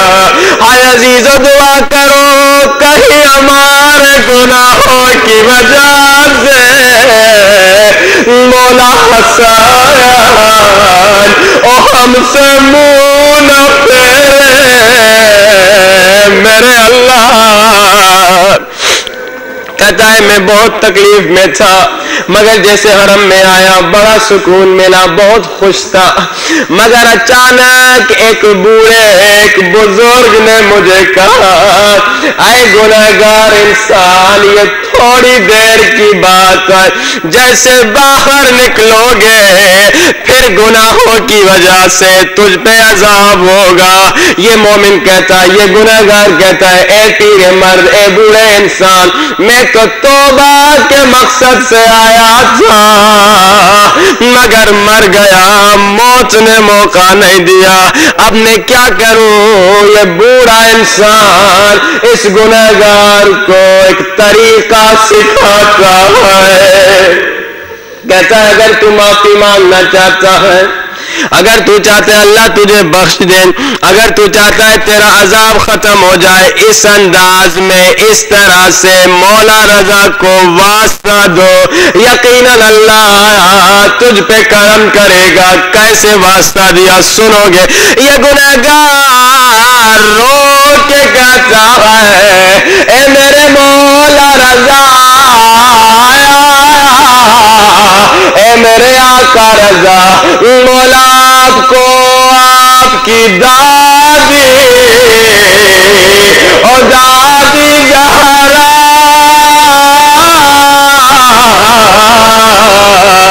اور دادی زہرا کی ٹوٹی ہوئی اور پسلیوں کا واسطہ مولا مجھے بخش دیجئے. آج یہ واسطہ لے کے روتی ہوئی آنکھوں سے ہم بھی توبہ کریں. سب مل کے ہاتھوں کو بلند کیجئے, ہاتھوں کو سروں سے بلند کر کے کہیے, یا غفار,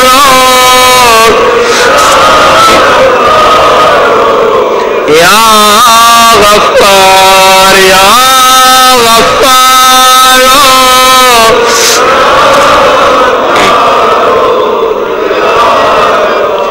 یا غفار,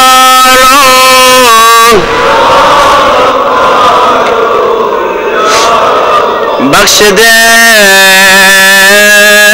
میرے اللہ. آج ہم سب کے سارے گناہ, آج ایسا واسطہ دے کوئی خالی ہاتھ نہ جائے. جیسے میں نے کہا آج مصائب پڑھنے کی رات نہیں, بس حسن کا نام لے کے انسان کے آنکھوں سے آنسو بہنے شروع ہوتے ہیں. اور بی بی زہرا نے بھی یہی فرمایا, روایات بھی یہی بتاتی ہیں, قیامت میں وہ آنکھ ہرگز نہیں روئے گی جو دنیا میں او حسن پہ آسواتی ہے. بلکہ بی بی زہرا کا یہ شکوہ ہے. بی بی زہرا رو کے ایک ذاکر کے خواب میں, سید ذاکر کے خواب میں کہتی ہے, ذاکر تیرا بہت شکریہ, تم میرے بیٹے حسین کے لیے مسلسل مصائب پڑھتے ہو, مگر میری شکایت یہ ہے, بی بی زہرا کی شکایت ہے, میری شکایت یہ ہے ذاکر ذرا بتا کیا حسن میرا بیٹا نہیں ہے. حسین کے مصائب پڑھتے ہو تیرا شکریہ، مگر بچہ کیا حسن میرا بیٹا نہیں ہے۔ مولا حسن نے بڑے مصائب دیکھے، مولا حسن نے بڑی مصیبتیں دیکھی، بڑی تکلیفیں دیکھی۔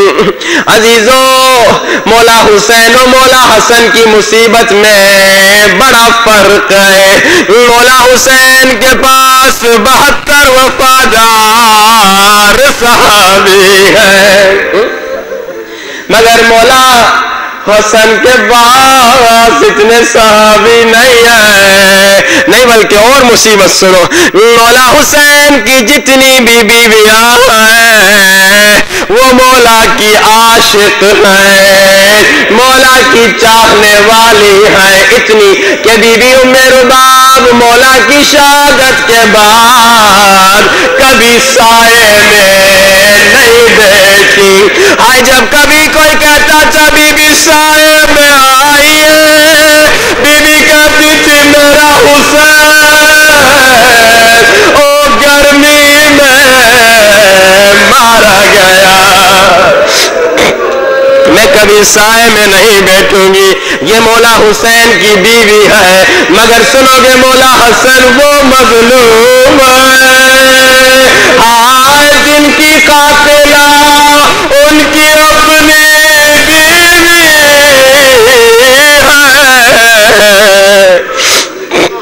بڑے مظلوم ہے مولا، بڑے مظلوم ہے میرے آقا۔ عزیزو، بس ایک واقعہ اور زحمت تمام۔ جیسے ابھی آپ نے بی بی زہرا کا واقعہ سنا، خواب میں بی بی نے ایک ذاکر کو کہا، بس یہ واقعہ سنو، ایک اور ذاکر تھا، امام حسن کا بڑا عاشق تھا، امام حسن کے مصائب پڑھا کرتا تھا۔ ایک دن اسے مولا حسن کی خواب میں زیارت ہوئی، مولا حسن نے کہا اے ذاکر، تو نے ابھی تک میرے اصلی مصائب نہیں پڑھے۔ اب سنو مولا کے اصلی مصائب۔ ذاکر رو کے کہتا ہے میرے مولا، میرے آقا، میں آپ کے مصائب اس انداز میں پڑھتا ہوں کہ ظالمہ نے جب آپ کو زہر دیا، ہائے آپ کا جگر پھٹنے لگا، ظالمہ ڈری، ظالمہ نے کہا مولا میں عباس کے سامنے نہیں آ سکتی، میں زینب کے سامنے نہیں آ سکتی۔ مولا میں پڑھتا ہوں آپ وہ کریم ہے جس نے اپنی قاتلہ کو بچا دیا۔ مولا کیا یہ آپ کے مصائب نہیں، کیا یہ آپ کی مصیبت نہیں؟ مولا کہتے ہیں ہاں یہ میری مصیبت ہے، مگر یہ اصل مصیبت نہیں۔ ذاکر پھر کہتا ہے مولا میں آپ کے مصائب ایسے پڑھتا ہوں کہ جنازہ جب گھر سے نکلتا ہے پھر واپس وہ نہیں آتا، مگر یہ حسن کا جنازہ تھا، آئے گھر سے نکلا پھر واپس آیا، اور زینب کی چیخیں بلند ہوئی حسین میں نے تو سفید کفن دیا تھا، کس نے کفن کو لال کر دیا؟ مولا کیا یہ آپ کے مصائب نہیں؟ مولا میں یہ پڑھتا ہوں جب آپ کا جنازہ واپس آیا، ہائے مولا حسین نے رو کے کہا زینب آج جتنا رونا ہے رو لو، ہائے آج جتنا سر پیٹنا ہے سر پیٹ لو، مگر زینب کل کا جو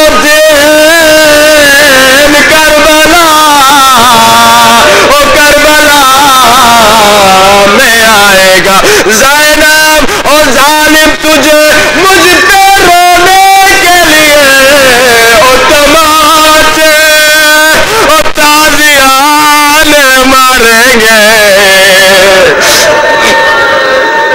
مولا کیا یہ آپ کے مصائب نہیں؟ مولا کہتے ہیں ہاں یہ میرے مصائب ہیں، لیکن اصلی مصائب یہ نہیں. آج امام کی شہادت کی رات امام کے اصلی مصائب امام کی زبان سے سنو، چیخ چیخ کے رو گے.